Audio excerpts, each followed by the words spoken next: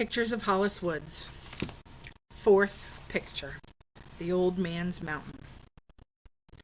I sat on the porch steps drawing the mountain while I waited for Stephen. He was hanging over the motor of the old man's truck, fiddling with hoses or connections, muttering to himself. If he'd let me drive this thing for half a minute, I'd know exactly what's wrong with it. Half the arguments in that house had to do with Stephen's wanting to drive the truck. "Right here on the property, that's all," he'd say. "No big deal." The other arguments had to do with his disappearing. It made the old man crazy. Up on the mountain road to follow a deer path, lying on the bottom of the rowboat to drift along searching for the kingfisher. Gone somewhere and dragging me along with him. One night at dinner, the old man had dropped the box in my lap. Tan leather, with dozens of pencils inside. Points sharp and perfect, in every color you could imagine. A thick pad of paper, erasers, a pencil sharpener. I'd picked up one of those pencils, French blue, a soft color that was almost purple. "I love this," I told him. I'd wanted to throw my arms around him, wanted to tell him I had never had a present like this before. No one had. I had to tell him, but didn't tell him. I ducked my head, my bangs a fringe over my eyes. But he knew. I knew he knew. The old man was an artist, but a different kind. He drew circles and lines and squares that turned into plans for houses and buildings. He said he wished he would do what I did. Now Stephen flew around the side of the truck like one of Izzy's hens, his eyeglasses taped to the side of his head, his hands filthy from the truck. "Move it, Hollis Woods," he said. "We don't have all day here, you know."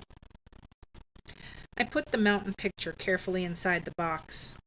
At the end of the summer, I'd give it to the old man as a present. "Don't think about the end of the summer," I told myself. Stephen and I raced each other down the road, across the bridge, dead taut, and stopped, out of breath at the mountain road. After a moment, we started back up. Stephen lurched along. At one turn in the road, he was all speed. The next, he'd stop short, bent over, nose almost touching the ground. "Look at this, Holly. It's a raccoon print," he'd say. Or, "See the way this branch is cut off? Beaver, building a den where the stream comes off the mountain." The old man was right about the road. It was slippery, muddy in the shade. One side ready to slide off the mountain straight into the river, but worth it. "We going all the way to the top?" I drew in my breath. Did I want to do that? Stand on top of the mountain? A mountain of trouble myself? Stephen shook his head. Pop would have a fit. He ran his hand over an imaginary beard. "The rocks fall, Stephen. Use your head," he said in the old man's voice. Halfway up was a spot that widened.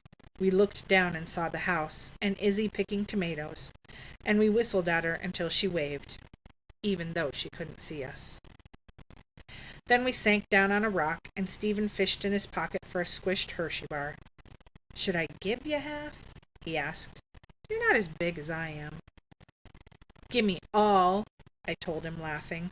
"I'm more deserving." He held up both pieces, squinting. The old man would say that. I knew that. Somehow the old man thought I was a great kid. How had that happened? I swallowed, thinking of the lemon lady. "You want tough?" she had said. "I'll show you tough." And someone else, I didn't even remember who it was. "You've missed school half the term. How do you think you can get away with all this?" But I was a new person with the old man, with Izzy, with Stephen.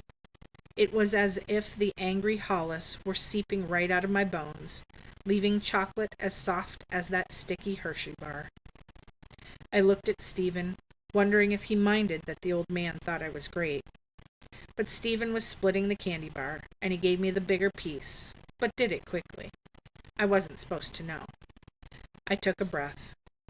I thought about the W picture in my backpack, the mother, the father, the brother, the sister. And don't think of that either, I told myself.